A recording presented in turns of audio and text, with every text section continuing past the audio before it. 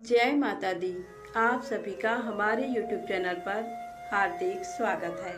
आज शुक्रवार के दिन सुने संतोषी माता की व्रत कथा। कथा को सुनने मात्र से समस्त मनोकामनाएं पूर्ण होती हैं, इसलिए कथा को पूरा सुने। प्रेम से बोले संतोषी माता की जय हो।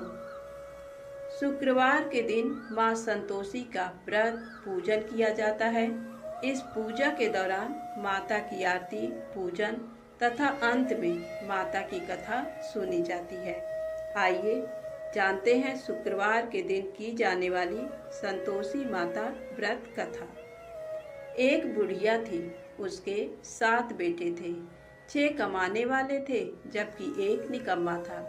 बुढ़िया 6 बेटों की रसोई बनाती, भोजन कराती और उनसे जो कुछ जूठन बचता वह 7वें को देती। एक दिन वह पत्नी से बोला, देखो मेरी माँ को मुझ पर कितना प्रेम है। वह बोली, क्यों नहीं, सबका जूठा जो तुमको खिलाती हैं। वो बोला, ऐसा नहीं हो सकता है, मैं जब तक आँखों से ना देख लूँ मान नहीं सकता। बहू हंसकर बोली, देख लोगे तब तो मानोगे। कुछ दिन बाद त्योहार आया। घर में 7 प्रकार के भोजन और चूरमे के लड्डू बने। वह जांचने को सिर दुखने का बहाना कर पतला वस्त्र सिर पर ओढ़े रसोई घर में सो गया। वह कपड़े में से सब देखता रहा।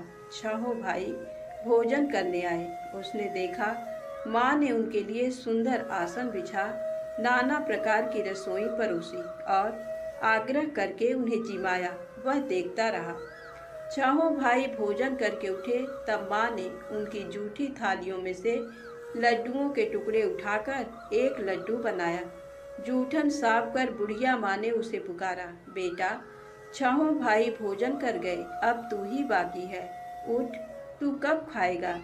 वह कहने लगा, माँ मुझे भोजन नहीं करना, मैं अब परदेश जा रहा हूँ। माँ ने कहा, कल जाता हो तो आज चला जा। वह बोला, हाँ आज ही जा रहा हूँ। ये कहकर वह घर से निकल गया।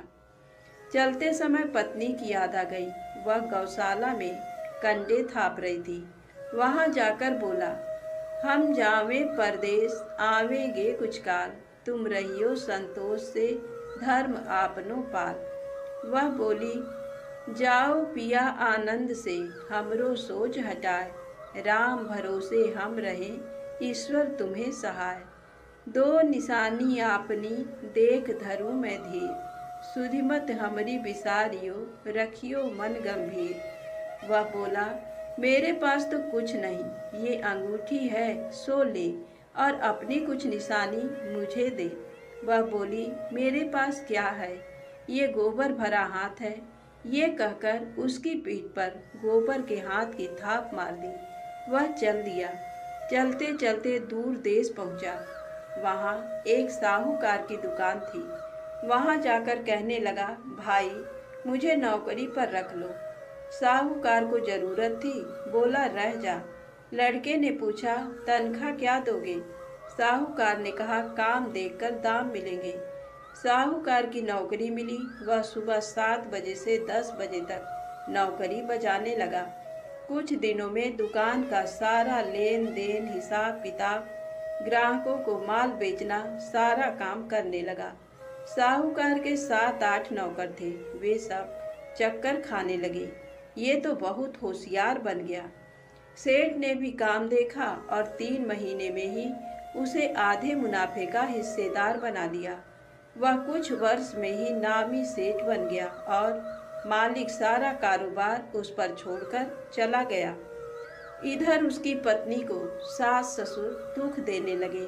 सारी गृहस्थी का काम करा के उसे लकड़ी लेने जंगल में भेजते। इस बीच घर के आटे से जो भूसी निकलती उसकी रोटी बनाकर रख दी जाती और फूटे नारियल की नरेली में पानी। एक दिन वह लकड़ी लेने जा रही थी। रास्ते में बहुत सी स्त्रियां संतोषी माता का व्रत करती दिखाई दी। वह वहां खड़ी होकर कथा सुनने लगी और पूछा, बहनों तुम किस देवता का व्रत करती हो और उसके करने से क्या फल मिलता है। यदि तुम इस व्रत का विधान मुझे समझाकर कहोगे तो मैं तुम्हारा बड़ा एहसान मानूंगी। तब उनमें से एक स्त्री बोली, सुनो, ये संतोषी माता का व्रत है। इसके करने से निर्धनता, दरिद्रता का नाश होता है और जो कुछ मन में कामना हो सब संतोषी माता की कृपा से पूरी होती है। तब उसने उससे व्रत की विधि पूछी। वह भक्तिनी स्त्री बोली, 1.25 आने का गुड़ चना लेना, इच्छा हो तो 5.25 आने का लेना या 1.25 रुपए का भी सहूलियत के अनुसार लाना। बिना परेशानी और श्रद्धा व प्रेम से जितना भी बन पड़े सवाया लेना। प्रत्येक शुक्रवार को निराहार रहकर कथा को सुनना। इसके बीच क्रम टूटे नहीं, लगातार नियम पालन करना। सुनने वाला कोई ना मिले तो घी का दीपक जला उसके आगे या जल के पात्र को सामने रखकर कथा कहना। जब तक कार्य सिद्ध ना हो नियम का पालन करना और कार्य सिद्ध हो जाने पर व्रत का उद्यापन करना। 3 मास में माता फल पूरा करती हैं। यदि किसी के ग्रह खोटे भी हों तो भी माता वर्ष भर में कार्य सिद्ध करती हैं। फल सिद्ध होने पर उद्यापन करना चाहिए, बीच में नहीं। उद्यापन में 2.5 सेर आटे का खाजा तथा इसी परिमाण से खीर तथा चने का साग करना। 8 लड़कों को भोजन कराना। जहाँ तक मिले देवर, जेठ, भाई बंधु के हों, ना मिले तो रिश्तेदारों और पास पड़ोसियों को बुलाना। उन्हें भोजन करा यथाशक्ति दक्षिणा दे माता का नियम पूरा करना। उस दिन घर में खटाई न खाना। ये सुन बुढ़िया के लड़के की बहू चल दी। रास्ते में लकड़ी के बोझ को बेच दिया और उन पैसों से गुड़ चना ले माता के व्रत की तैयारी कर आगे चली और सामने मंदिर देखकर पूछने लगी, ये मंदिर किसका है? सब कहने लगे संतोषी माता का मंदिर है। ये सुनकर माता के मंदिर में जाकर चरणों में लौटने लगी। दीन हो विनती करने लगी, माँ, मैं निपट अज्ञानी हूँ, व्रत के कुछ भी नियम नहीं जानती, मैं दुखी हूँ। हे माता जगत जननी, मेरा दुख दूर कर, मैं तेरी शरण में हूँ। माता को दया आई। एक शुक्रवार बीता कि दूसरे को उसके पति का पत्र आया और तीसरे शुक्रवार को उसका भेजा हुआ पैसा आ पहुँचा। ये देख जेठ जिठानी मुंह सिकोड़ने लगे, लड़के ताने देने लगे। काकी के पास पत्र आने लगे, रुपया आने लगा। अब तो काकी की खातिर पड़ेगी। बेचारी सरलता से कहती, भैया कागज आवे रुपया आवे हम सबके लिए अच्छा है। ऐसा कहकर आंखों में आंसू भरकर संतोषी माता के मंदिर में आ मातेश्वरी के चरणों में गिरकर रोने लगी। माँ, मैंने तुमसे पैसा कब मांगा है? मुझे पैसे से क्या काम है? मुझे तो अपने सुहाग से काम है। मैं तो अपने स्वामी के दर्शन मांगती हूँ। तब माता ने प्रसन्न होकर कहा, जा बेटी, तेरा स्वामी आएगा। ये सुनकर खुशी से बावली होकर घर में जा काम करने लगी। अब संतोषी माँ विचार करने लगी, इस भोली पुत्री को मैंने कह तो दिया कि तेरा पति आएगा, लेकिन कैसे? वह तो इसे स्वप्न में भी याद नहीं करता। उसे याद दिलाने को मुझे ही जाना पड़ेगा। इस तरह माताजी उस बुढ़िया के बेटे के पास जा स्वप्न में प्रकट हो कहने लगी, साहूकार के बेटे सो रहा है या जागता है? वह कहने लगा, माता सोता भी नहीं जागता भी नहीं, कहो क्या आज्ञा है? माँ कहने लगी, तेरे घर बार कुछ है कि नहीं? वह बोला, मेरे पास सब कुछ है, माँ बाप है, बहू है, क्या कमी है? माँ बोली, भोले पुत्र, तेरी बहू घोर कष्ट उठा रही है। तेरे माँ बाप उसे परेशानी दे रहे हैं। वह तेरे लिए तरस रही है, तू उसकी सुध ले। वह बोला, हाँ माताजी, ये तो मालूम है, परंतु जाऊं तो कैसे? परदेश की बात है, लेन देन का कोई हिसाब नहीं, कोई जाने का रास्ता नहीं आता, कैसे चला जाऊं? माँ कहने लगी, मेरी बात मान, सवेरे नहा धोकर संतोषी माता का नाम ले, घी का दीपक जला, दंडवत कर दुकान पर जा बैठ। देखते देखते सारा लेन देन चुक जाएगा। जमा का माल बिक जाएगा। सांझ होते होते धन का भारी ढेर लग जाएगा। अब बूढ़े की बात मानकर वह नहा धोकर संतोषी माता को दंडवत घी का दीपक जला दुकान पर जा बैठा। थोड़ी देर में देने वाले रुपया लाने लगे, लेने वाले हिसाब लेने लगे। कोठे में भरे सामान के खरीदार नकद दाम दे सौदा करने लगे। शाम तक धन का भारी ढेर लग गया। मन में माता का नाम ले चमत्कार देख प्रसन्न हो घर ले जाने के वास्ते गहना कपड़ा सामान खरीदने लगा। यहाँ काम से निकट तुरंत घर को रवाना हुआ। उधर उसकी पत्नी जंगल में लकड़ी लेने जाती है। लौटते वक्त माता जी के मंदिर में विश्राम करती है। वह तो उसके प्रतिदिन रुकने का स्थान जो ठहरा। धूल उड़ती देख वह माता से पूछती है, हे माता, ये धूल कैसे उड़ रही है? माता कहती है, हे पुत्री, तेरा पति आ रहा है। अब तू ऐसा कर, लकड़ियों के 3 बोझ बना ले। एक नदी के किनारे रख और दूसरा मेरे मंदिर पर और तीसरा अपने सिर पर। तेरे पति को लकड़ियों का गट्ठर देख मोह पैदा होगा। वह यहाँ रुकेगा, नाश्ता पानी खाकर माँ से मिलने जाएगा। तब तुम लकड़ियों का बोझ उठाकर जाना और चौक में गट्ठर डालकर जोर से आवाज लगाना, लो सासू जी, लकड़ियों का गट्ठर लो, भूसी की रोटी दो, नारियल के खोपड़े में पानी दो, आज मेहमान कौन आया है। माता जी से बहुत अच्छा कहकर वह प्रसन्न मन से लकड़ियों के 3 गट्ठर बनाई। एक नदी के किनारे पर और एक माता जी के मंदिर पर रखा।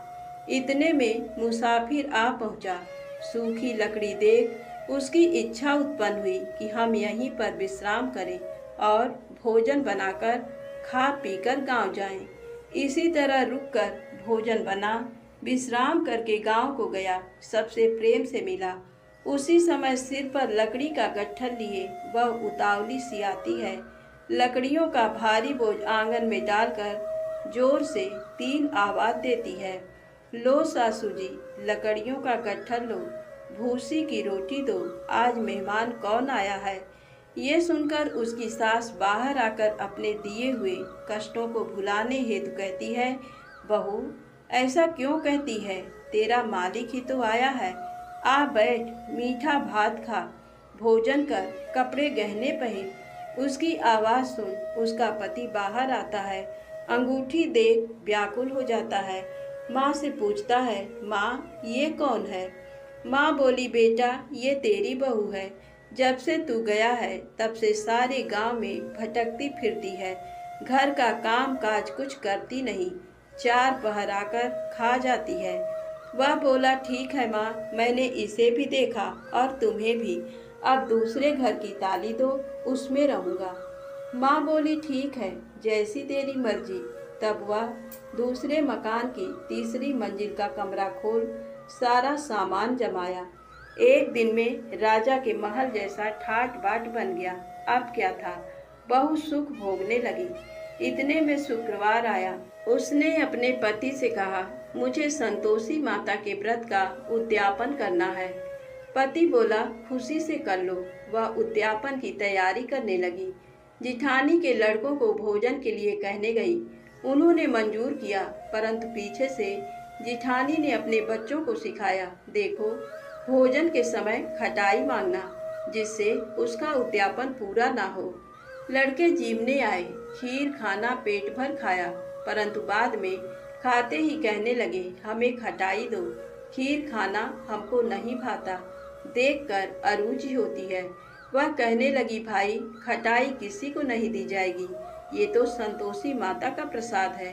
लड़के उठ खड़े हुए, बोले, पैसा लाओ। भोली बहू कुछ जानती नहीं थी, उन्हें पैसे दे दिए।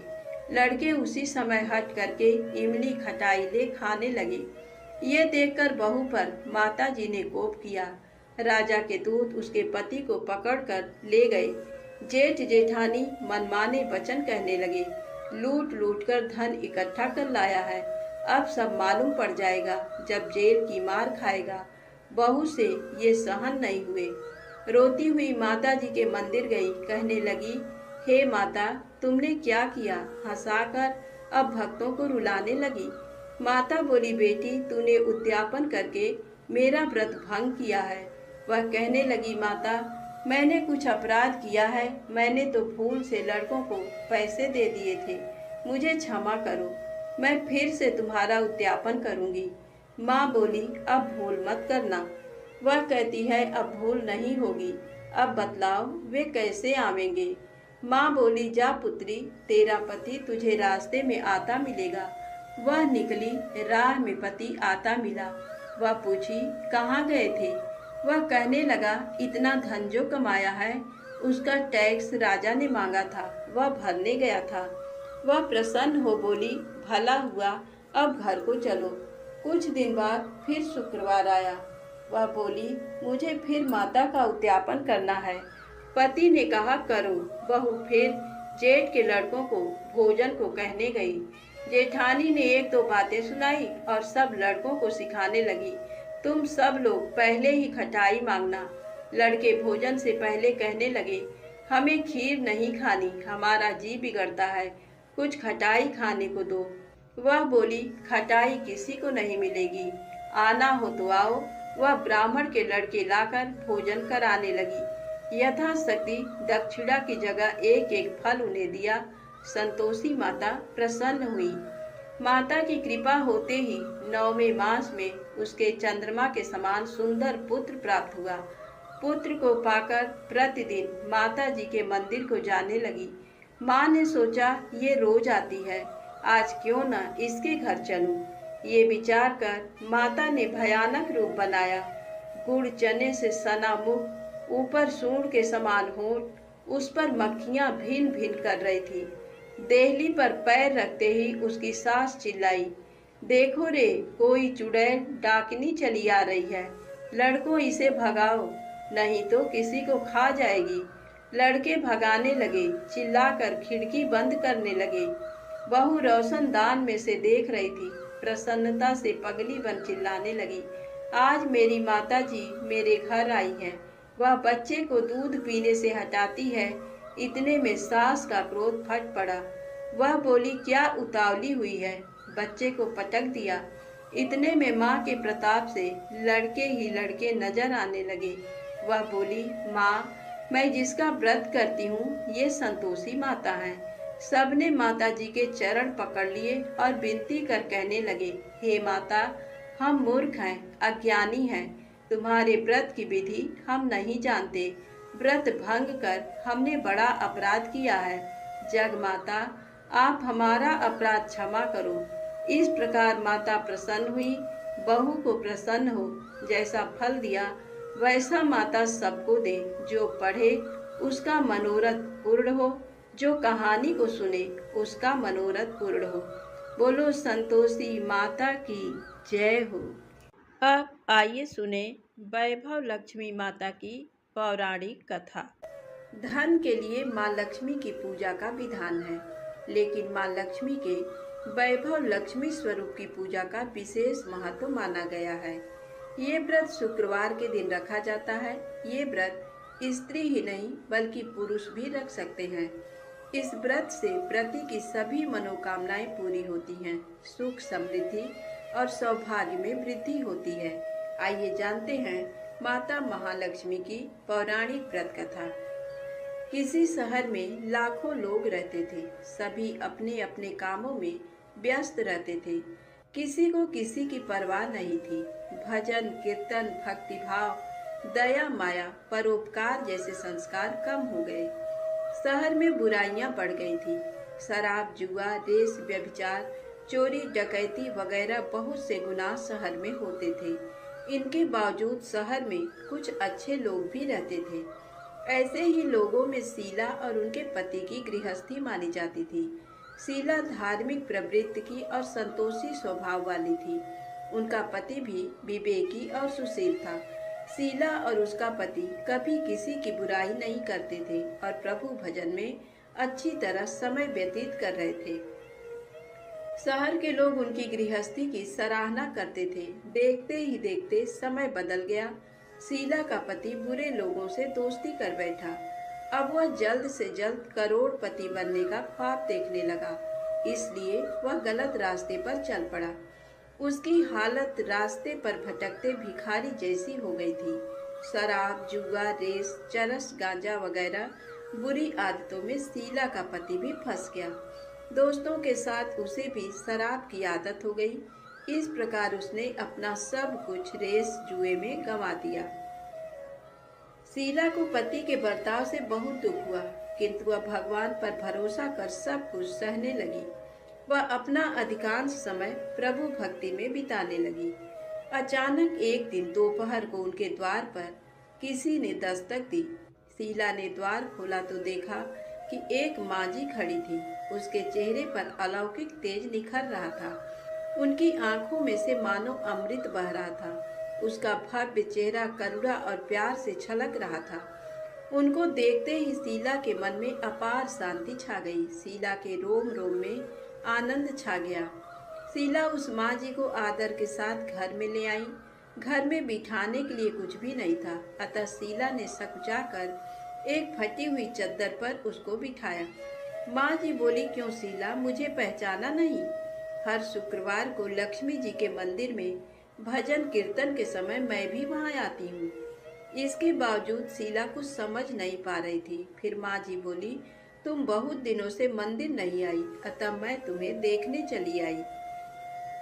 माँ जी के प्रति प्रेम भरे शब्दों से शीला का हृदय पिघल गया। उसकी आंखों में आंसू आ गए और वह बिलख बिलख कर रोने लगी। माँ जी ने कहा, बेटी, सुख और दुख तो धूप और छांव जैसे होते हैं। धैर्य रखो बेटी, मुझे तेरी सारी परेशानी बता। माँ जी के व्यवहार से शीला को काफी सब्र मिला और सुख की आस में उसने माँ जी को अपनी सारी कहानी कह सुनाई। कहानी सुनकर माँ जी ने कहा, कर्म की गति न्यारी होती है। हर इंसान को अपने बुरे कर्म भुगतने ही पड़ते हैं, इसलिए तू चिंता मत कर। अब तू कर्म भुगत चुकी है, अब तुम्हारे सुख के दिन अवश्य आएंगे। तू तो माँ लक्ष्मी जी की भक्त है। माँ लक्ष्मी जी तो प्रेम और करुणा के अवतार हैं। वे अपने भक्तों पर हमेशा ममता रखती हैं, इसलिए तू धैर्य रखकर माँ लक्ष्मी जी का व्रत कर, इससे सब कुछ ठीक हो जाएगा। शीला के पूछने पर माँ जी ने उसे व्रत की सारी विधि भी बताई। माँ जी ने कहा, बेटी, माँ लक्ष्मी जी का व्रत बहुत सरल है। उसे वरद लक्ष्मी व्रत या वैभव लक्ष्मी व्रत कहा जाता है। ये व्रत करने वाले की सब मनोकामना पूर्ण होती है। वह सुख, संपत्ति और दया प्राप्त करता है। शीला ये सुनकर आनंदित हो गई। शीला ने संकल्प करके आंखें खोली तो सामने कोई नहीं था। ये विस्मित हो गई कि माँ जी कहाँ चली गई। शीला को तत्काल ये समझते देर न लगी कि माँ जी और कोई नहीं, साक्षात लक्ष्मी जी ही थी। दूसरे दिन शुक्रवार था। सवेरे स्नान करके स्वच्छ कपड़े पहनकर शीला ने माँ जी द्वारा बताई विधि से पूरे मन से व्रत किया। आखिरी में प्रसाद वितरण हुआ। ये प्रसाद पहले पति को खिलाया। प्रसाद खाते ही पति के स्वभाव में फर्क पड़ गया। उस दिन उसने शीला को मारा नहीं, सताया भी नहीं। शीला को बहुत आनंद हुआ। उनके मन में वैभव लक्ष्मी व्रत के लिए श्रद्धा बढ़ गई। शीला ने पूर्ण श्रद्धा भक्ति से 21 शुक्रवार तक वैभव लक्ष्मी व्रत किया। 21वें शुक्रवार को माँ जी के कहे मुताबिक उद्यापन विधि करके 7 स्त्रियों को वैभव लक्ष्मी व्रत की 7 पुस्तकें उपहार में दी। फिर माता जी के धन लक्ष्मी स्वरूप की छवि को वंदन करके भाव से मन ही मन प्रार्थना करने लगी। हे माँ धन लक्ष्मी, मैंने आपका वैभव लक्ष्मी व्रत करने की मन्नत मानी थी। ये व्रत आज पूर्ण किया है। हे माँ, मेरी हर विपत्ति दूर करो, हमारा सबका कल्याण करो। जिसे संतान न हो उसे संतान देना, सौभाग्यवती स्त्री का सौभाग्य अखंड रखना, कुंवारी लड़की को मनभावन पति देना। जो आपका ये चमत्कारी वैभव लक्ष्मी व्रत करे उनकी सब विपत्ति दूर करना, सभी को सुखी करना। हे माँ, आपकी महिमा अपार है। ऐसा बोलकर लक्ष्मी जी के धन लक्ष्मी स्वरूप की छवि को प्रणाम किया। व्रत के प्रभाव से शीला का पति अच्छा आदमी बन गया और कड़ी मेहनत करके व्यवसाय करने लगा।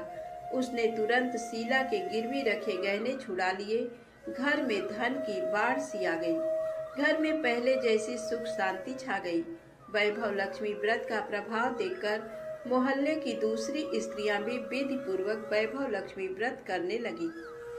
वैभव लक्ष्मी व्रत 7, 11 या 21 जितने भी शुक्रवारों की मन्नत मांगी हो, उसने शुक्रवार तक ये व्रत पूरी श्रद्धा तथा भावना के साथ करना चाहिए।